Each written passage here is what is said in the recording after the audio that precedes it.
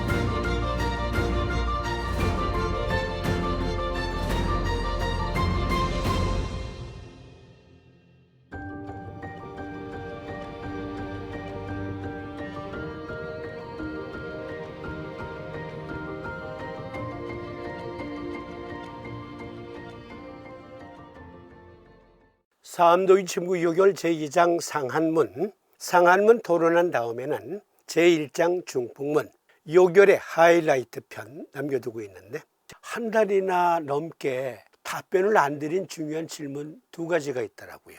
미라클님께서 한 달 전에 요즘 자율신경실조증에 대한 의견이 많습니다. 자율신경실조증에 대해 강의해 주시면 좋겠습니다. 그리고 진성곤님께서 알레르기성 비염에 대해서는 동영상이 많은데 저는 혈관 운동성 비염으로 수십 년 동안 고통을 받고 살아왔습니다. 혈관 운동성 비염에 대해서 강의해 주시면 감사하겠습니다. 이 두 분의 질문, 먼저 미라클님께서 주신 자율신경실조증.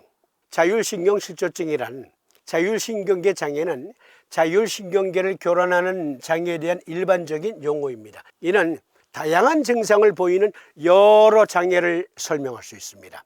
자율신경계 장애는 경미한 것부터 심각한 것까지 다양합니다. 자율신경계 장애에 대한 덜 일반적인 다른 이름으로는 자율신경기능 장애 또는 자율신경병증이 있습니다. 자율신경계란 Autonomic Nervous System,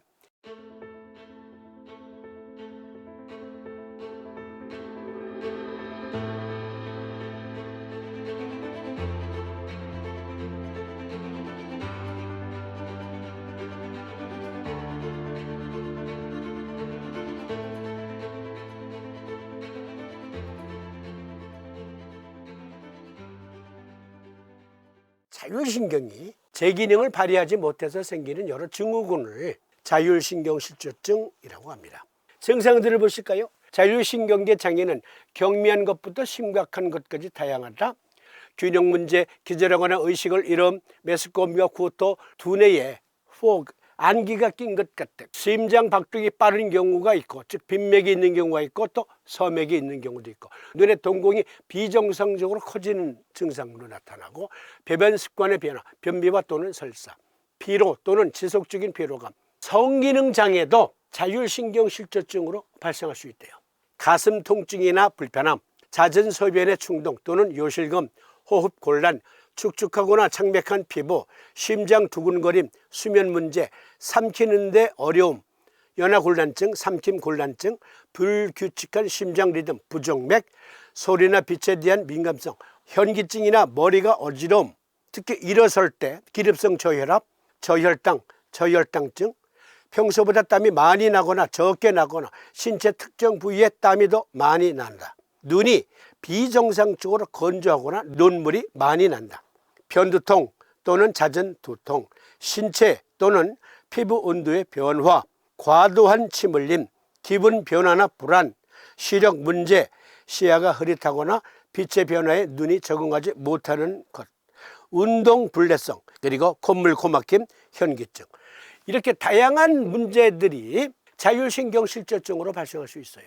이런 문제들을 이야기하는 자율신경실조증의 조건, 아밀로이드증, 근위축성 측색 경화증, 종종 루게릭병이라고 하는 것, 자가면역 자율신경절 병증, 자율신경 반사장애, 보툴리즘, 뇌종양, 그리고 거의 모든 암, 키아리 기형, 복합성 국소통증 증후군, 코비드19 감염이 되는데 이게 오래도록 잘 낫지 않아. 그래도 자율신경실조증이 발생할 수 있다.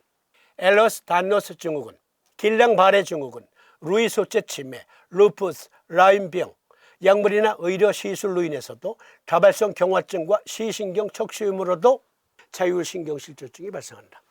다발성 계통 위축증, 악성 신경이완제 증후군, 기립성 저혈압, 파킨슨스병, 포르피린증, 자세성 기립성 빈맥 증후군, 원발성 국소성 다한증, 순수한 자율신경 기능 부전, 류마티성 관절염, 사르코이드증, 세로토닌 증후군, 쇼그렌 증후군, 척수 손상, 독소, 독극물 또는 중금속 오염, 살충제 오염, 외상성 뇌 손상, 강직인 증후군, 파상풍, 제2형 당뇨병, 미주신경성 실신, 비타민 B12 결핍증, 그리고 베르니케 코르사코프 증후군 또는 비타민 B1 결핍증. 그러니까 예를 든 것만 37개의 발병 조건이 있어요. 미라클님, 이 자율신경실조증 조건별 사암진법 그리고 원인을 찾아보려면 1년 걸려도 부족해요. 1년 동안 계속 이것만 따져도, 이것만 공부해도.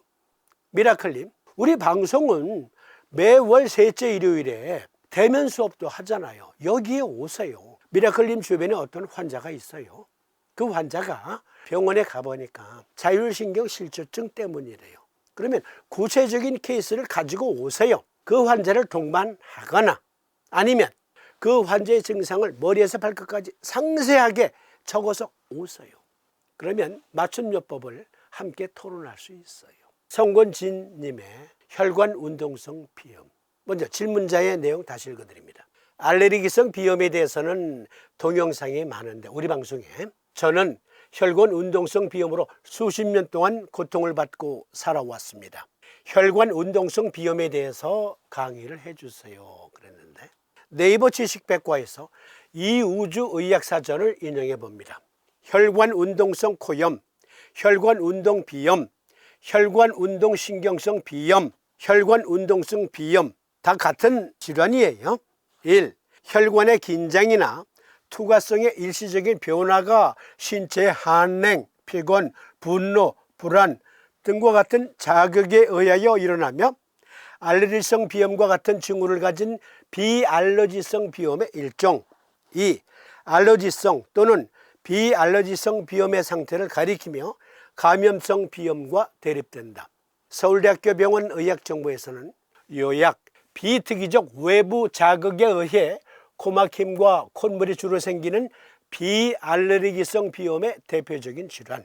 정의, 혈관운동성 비염은 알레르기 비염이나 비부비동염, 그러니까 축농증으로 인한 것이 아니면서 심한 코막힘과 콧물을 주 증상으로 호소하는 비염이다. 술이나 맵고 짠 음식, 강한 향기가 나는 향수나 담배 연기, 급격한 온도 변화나 감정의 변화 등에 의해 갑자기 증상이 악화될 수 있다. 알레르기 비염에서 자주 나타나는 증상인 재채기, 눈과 코의 가려움증, 흔히 말하는 고초열 등은 잘 나타나지 않는다. 원인, 비염은 알레르기가 원인이 되어 발생하는 알레르기성 비염과 비알레르기성 비염으로 크게 나눌 수 있으며 이 중 비알레르기성 비염의 대표적인 질환이 혈관운동성 비염이다. 혈관운동성 비염은 특히 항원에 의한 자극이 아니라 담배 연기나 온도, 기후의 급격한 변화 등 비특이적 외부 자극 요인에 의해 비강점막이 과민하게 반응하여 증상을 나타내게 된다. 비강점막 내에 점액선의 분비를 담당하는 콜린성 자극이 증가되어 있거나 무해한 자극에 대해 과민하게 반응하는 뉴런의 이상 등으로 인해 혈관운동성 비염이 발생한다고 알려져 있다. 이우주의학사전과 서울대학교 병원 의학정보를 각각 요약해드리면 이우주의학사전, 혈관의 긴장이나 투과성의 일시적인 변화가 신체의 한냉, 피곤, 분노, 불안 등과 같은 자극이 발생할 때, 그럴 때 혈관 운동성 비염에 의한 코막힘, 콧물이 발생할 수 있다. 서울대학교 병원 의학정보 무해한 자극에 대해 과민하게 반응하는 신경세포의 이상. 이 그림 잘 봐주세요. 후각신경의 정보 입력에 따라서 비강 내의 점막, 그 점막에 점액이 콧물이 분비되는 거예요. 그런데 그것이 전혀 무해한 자극에 의해서도 발생한다. 이쪽 그림 봐주세요. 이것은 알레르기성 비염이에요. 비강 점막에 항원이 들어오면 즉각 B세포, T세포 그리고 대식세포가 나가서 대항을 합니다. 이때 조건반사적으로 콧물 재채기 그리고 고초열이 발생해요. 이건 항원에 의한 것.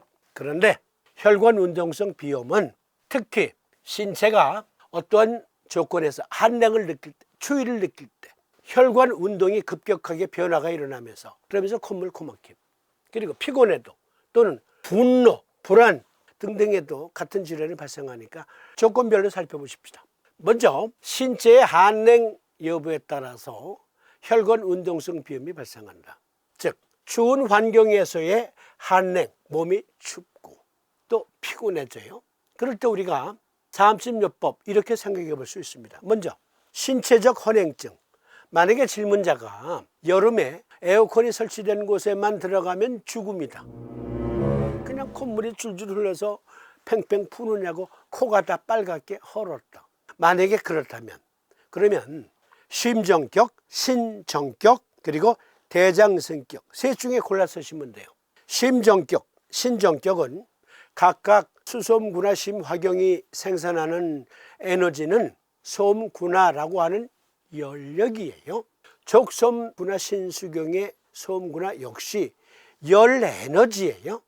그런데 각각의 그런 열 에너지가 제대로 조성되질 않아. 그러면 한여름에도 춥지.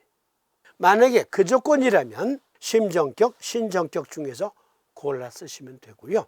그리고 한랭성 질환, 삼두인 침구역에 보면 3, 4의 임상례 중에 한랭성 질환에는 대장 승격을 적용하셨어요. 그러니까 신체적 헌행증이 있으면 심정격, 신정격, 대장승격 중에서. 그런데 추운 환경에서의 반응이 만약에 호흡기계의 헌행증이라고 가정해 보십시다. 즉 폐가 냉해, 비강 내에 열 센서가 예열 작용을 잘못해. 우리가 몹시 추운 환경에서 영하 20도에서 호흡을 할 때 영하 20도의 공기가 바로 폐로 들어가면 폐가 냉각되잖아요. 그래서 코 속에 그 후각신경 있는 부근에서 예열 센서가 즉각 발동을 해서 공기를 따뜻하게 폐각 내 온도로 바꿔주거든요. 예열 센서가 제대로 작동을 하지 못해. 그런데다가 폐는 헌행, 냉해. 그러면 추운 환경에서 혈관 운동성 비염 발병률이 더 발생률이 높겠죠. 그럴 땐 폐승격, 위정격 그리고 3초 정격에서 골라 쓰시면 돼요. 질문자는 우리 방송에 알레르기성 비염에 대한 내용은 많은데 혈관 운동성 비염에 대해서는 왜 언급이 없을까? 질문자님, 알레르기성 비염에서요 폐냉일 때 폐승격, 위정격 그리고 3초 정격 중에서 골랐으면 대부분 낫습니다. 그러니까 병명 자체에만 집착하지 마세요. 같은 증후군이에요. 비염 증후군에 어떤 사람은 항원에 유독 민감하고 어떤 사람은 항원에는 별 반응이 없는데 혈관 운동성 비염을 일으키는 조건 인자가 추위야, 추운 날씨야, 추운 기후야. 그때 폐승격, 위정격 그리고 3초 정격 만약에 추운 환경에서의 반응이라면. 그런데 이게 심리적인 요인과 관계가 있다. 급격한 분노 또는 불안, 초조, 공포, 두려움 그때도 반응한다. 만약에 이 조건이라면 혈관의 긴장이나 투과성의 일시적 변화가 신체의 한랭, 피곤 그것 외에도 분노, 불안 등에 의해서도 발생할 수 있다. 다음 성격, 본인이 스스로 생각하기에 그리고 주변한테 물어보셔야 돼. 본인의 성격은 본인이 잘 안다고 하지만 때로는 주변이 더 잘 알아. 분노 조절 장애에 가까운 그러한 성격을 갖고 있어요. 그리고 화가 날 때마다 혈관 운동성 비염이 발생해요. 다음 성격. 그런데 어떠한 스트레스를 받으면 히스테리 발작이 일어나. 그러면 3초 성격. 1이 아니라 2. 급격한 스트레스 때 불안 조절 신경쇠약 또는 공황장애가 와. 그럴 때 혈관 운동성 비염이 발생했다. 다음 정격, 간정격, 신정격에서 골랐습니다. 다음 정격. 급격한 스트레스를 받았는데 점점 움츠러들어. 겁이 나고 움츠러들고 무서워. 다음 정격 또는 간정격. 그런데 파이트와 플라이트. 싸우거나 도망가야 할 때 생존을 위해서는 에너지가 필요해. 에너지.